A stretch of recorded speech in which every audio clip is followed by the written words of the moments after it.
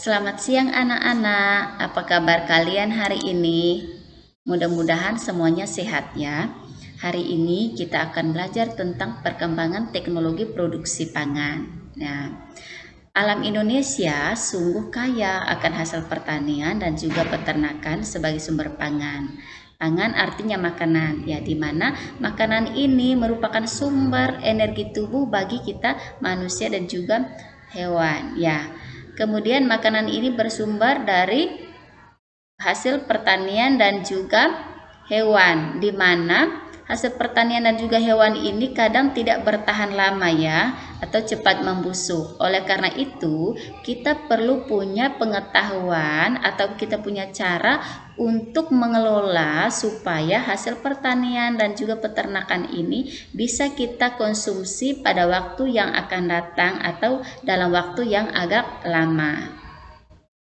Nah, ada yang tahu teknologi pangan ya. Jadi untuk mengolah makanan tadi mengolah makanan hasil peternakan dan juga pertanian itu kita perlu menggunakan yang namanya teknologi pangan, yaitu adalah teknologi yang menggunakan ilmu pengetahuan untuk mengolah hasil pangan dan juga hasil peternakannya. Ya, jadi hasil teknologi pangan ini dapat menghasilkan jenis makanan yang baru dan juga bisa bertahan lebih lama. Ya. Di sini contoh penggunaan teknologi pangan pada tumbuhan. Ada singkong yang diolah menjadi keripik. Jadi hasil teknologi pangannya adalah keripik. Kemudian kalau misalnya kacang kedelai, itu bahan dasarnya atau sumbernya ya, atau hasil pertaniannya itu adalah kacang kedelai, itu menggunakan teknologi pangan atau diolah menggunakan teknologi pangan, itu hasilnya itu bisa menjadi tempe, tahu, kecap, susu kedelai ya, itu dan lain-lain. Kemudian buah, misalnya ada buah stroberi atau nanas, bisa diolah menjadi selai ya, atau hasil produksi pangannya itu adalah berupa selai. Sedangkan jagung itu bisa diolah dengan penggunaan teknologi pangan itu menjadi tepung maizena dan juga popcorn misalnya ya. Kemudian mangga bisa diolah dengan menggunakan teknologi pangan. Ya, hasilnya adalah manisan mangga. Ya.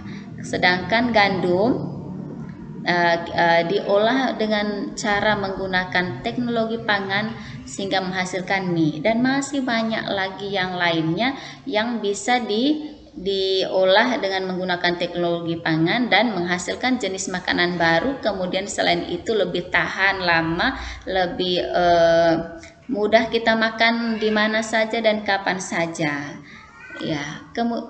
Kemudian penggunaan teknologi pangan pada hewan ya. Kalau tadi itu pada tumbuhan, sekarang ada pada hewan. Nah, di sini contoh hewannya adalah sapi. Nah, susu sapi ini ya diolah dengan teknologi pangan, dia menghasilkan susu yang lebih bergizi, kemudian lebih tahan lama, kemudian mudah bisa kita minum kapan saja dan di mana saja gitu. Kemudian dia bisa menghasilkan keju, yogurt, permen dan juga es krim ya. Sedangkan daging sapi ketika diolah menggunakan teknologi pangan, dia bisa menghasilkan kornet ataupun sosis ataupun bakso ataupun abon daging sapi. Nah, sedangkan misalnya kita menggunakan teknologi pangan untuk mengolah ayam, yaitu bisa menghasilkan sosis ya, sosis ayam, kemudian bisa nugget.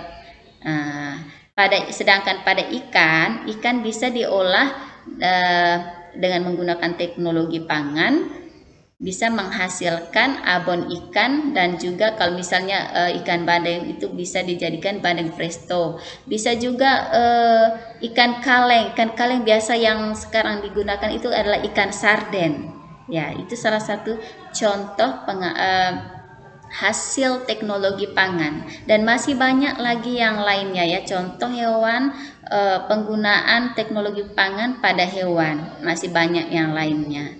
Nah,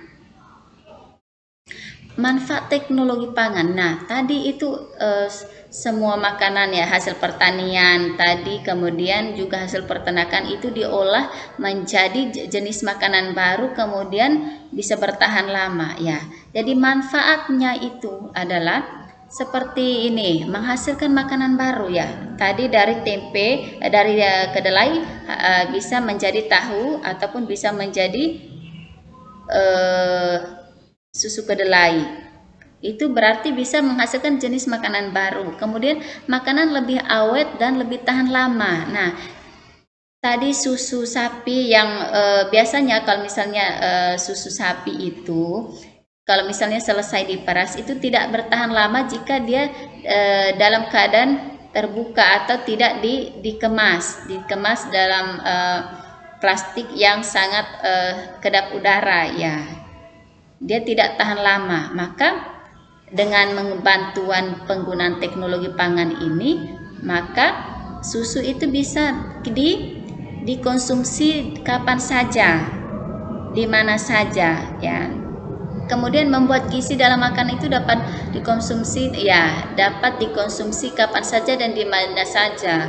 Kita bisa makan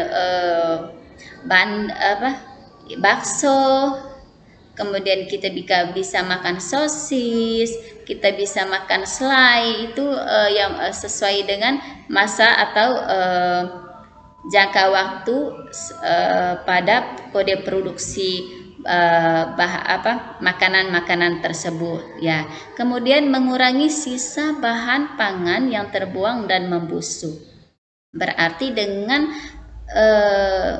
kita memanfaatkan teknologi pangan atau memproduksi pangan menggunakan teknologi pangan ini lebih banyak, berarti dengan sendirinya kita mengurangi sisa bahan pangan yang terbuang. Misalnya tadi ikan alam Indonesia ini terdiri dari banyak bagian laut ya, banyak sekali ikan yang didapatkan.